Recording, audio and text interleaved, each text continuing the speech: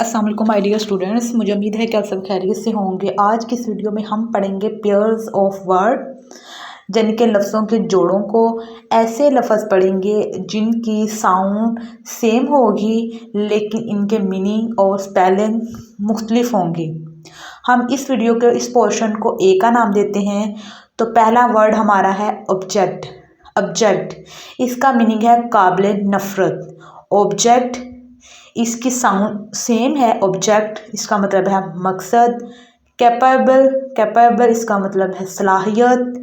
Ability काबिलियत। Ability इसका मतलब है काबिलियत। नेक्स्ट है अबॉलिश। अबॉलिश का मतलब होता है ख़त्म करना। डिमोलिश डिमोलिश का मस्मार करना। डिस्ट्रॉय डिस्ट्रॉय तबाह बर्बाद कर देना।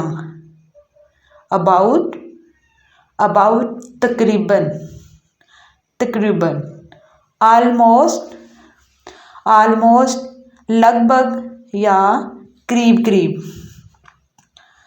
अब्सटेन अब्सटेन का मतलब होता है बाज रहना। नेक्स्ट वर्ड हमारा है रिफेन।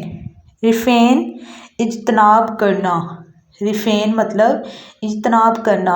एडिशन इजाफा करना या जमा करना। एक्सेस एक्सेस का मतलब होता है पहुँच या रसाई।